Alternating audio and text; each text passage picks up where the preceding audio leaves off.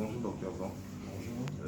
Merci encore de nous accorder cet instant pour traiter d'une question qui nous fait réfléchir dans le cadre du cours Images et Sons. Nous savons que vous avez fait paraître l'ouvrage intitulé La pédagogie par l'image au Gabon. Et dans la première partie de cet ouvrage, précisément au chapitre 6, on traite de l'état des lieux de la pédagogie de l'image au Gabon. Justement, nous voulons d'abord savoir ce qui vous a motivé dans le cadre de vos recherches sur l'image. Alors, je vous remercie. Donc, comme vous le disiez tantôt, je vais me représenter. Je suis le docteur Gilbert Nzanyangon. Je suis enseignant d'art visuel au département d'espagnol et au département d'éducation artistique de l'école normale supérieure. Et je suis maître assistant des universités en art visuel. Donc, qu'est-ce qui m'a motivé pour écrire ce livre? Le constat, il m'est venu à partir de 2014 que j'ai commencé à travailler ici au Gabon, notamment à l'ENES, au département d'espagnol, où nous formons des enseignants de langue à qui il est demandé d'utiliser les documents iconographiques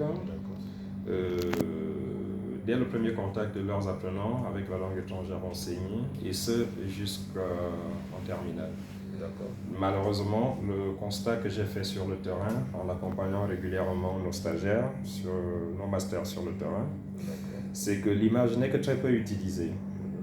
Que le texte, le support textuel est largement préféré à l'image, et que lorsque l'image est utilisée, c'est juste pour les besoins de la préparation des examens de BPC et de baccalauréat.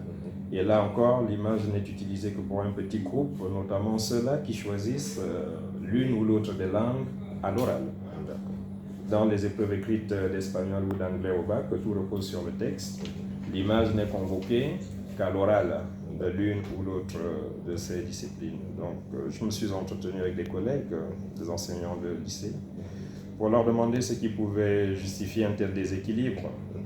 Tous m'ont évoqué le manque de théorie, le manque de méthodologie et le manque de pratique. Travaillant sur ces questions, j'ai pris 4 ans pour concevoir un outil pédagogique qui puisse répondre de façon optimale à leurs besoins. Merci pour ces éclaircissements, monsieur le docteur Ozan. Nous avons parfaitement compris ce qui a motivé le docteur à faire des recherches et à écrire sur l'image. C'est parti d'un constat, d'un état de lieu. Et justement, en parlant de cet état de lieu, nous voyons bien, d'après ce que dit le docteur, qu'il y a eu une préférence, depuis toujours, il y a eu une préférence sur le texte. Ceux qui ont toujours initié des épreuves au sujet d'examen ont toujours eu une préférence pour les textes au détriment de l'image.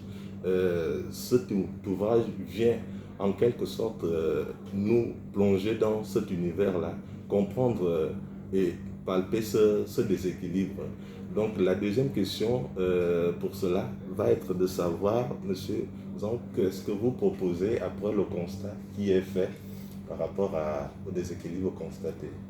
Alors, après le constat fait sur le terrain, j'ai d'abord voulu, et c'est ce que je fais dans la première partie de cet ouvrage, expliquer déjà le rôle cognitif, le rôle communicationnel de l'image, afin que ceux qui doivent l'utiliser sur le terrain fassent facilement le lien entre l'image et la pédagogie, entre l'image et la communication, l'image et la transmission des savoirs.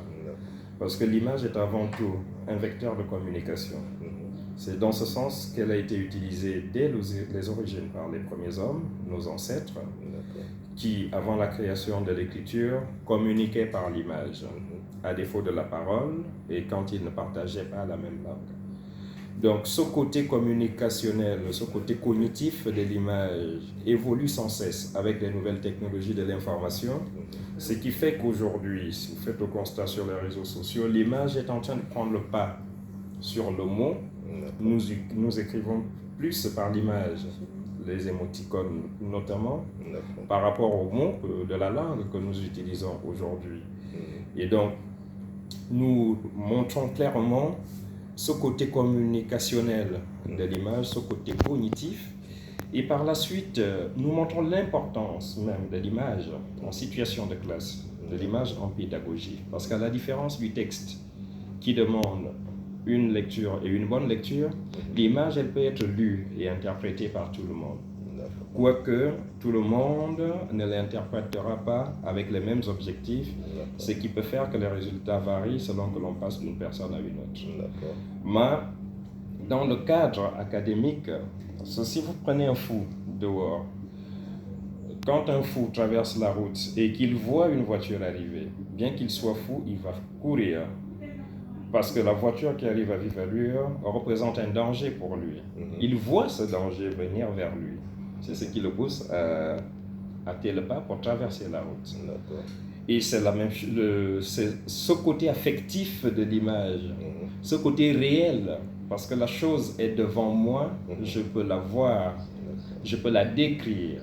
Et à partir de cette description, je peux dire comment cette chose-là me parle. C'est ce côté qui fait la différence entre l'image et le texte. L'image est affective, l'image provoque les interprétations, elle provoque la communication et en définitive, elle facilite la collaboration des apprenants. Le Gabon ayant opté pour l'APC, l'approche par les compétences de base, qui veut que l'apprenant soit au cœur de son apprentissage. Et étant donné que notre jeunesse actuelle vit et parle plus par l'image que par les mots, il faut donc les éduquer à partir d'un support qui leur est déjà familier, d'où l'utilité de l'image. Partant de cette explication théorique, nous apportons une méthodologie déjà générale qui montre comment analyser une image de façon générale, puis nous la détaillons en montrant comment analyser chaque type d'image, puisque toutes les images ne s'analysent et ne s'interprètent pas de la même façon. Donc, nous proposons une méthodologie, un cadre général qui peut s'appliquer à toutes les images à quelques nuances près. Et nous apportons des méthodologies précises, appliquées à la photographie, appliquées à la publicité, appliquées au tableau de maître, la peinture, appliquées au film. Cela permet à celui qui est face à une image, quelle qu'elle soit, de savoir comment pouvoir l'aborder en situation de classe. Et en définitive, nous proposons des applications pratiques de ces différentes méthodologies que nous évoquons. Vous retrouverez dans la troisième partie de l'ouvrage l'analyse d'une publicité. D'abord un premier chapitre qui vous montre les questions précises qu'il faut poser aux élèves en situation de classe pour susciter leur collaboration. Et vous aurez l'interprétation d'une photographie, l'interprétation pratique d'un film, l'interprétation pratique d'une publicité, qui sont des choses déjà évoquées dans les méthodologies dans la deuxième partie. D'accord. Merci encore, Dr Nzan, pour le temps que vous nous avez accordé. Nous n'abuserons pas davantage. Nous étions là dans le cadre de l'interview. Il y aura nos recherches sur le cours Images et Son. À ma droite, nous avons Angue Verlaine, derrière la caméra, M. Ngari, Élysée, et moi-même, M. Mesui Minan, Paul Anissé. Merci encore, docteur. Je vous en prie. Bon après-midi à vous. Bonne continuation. Okay.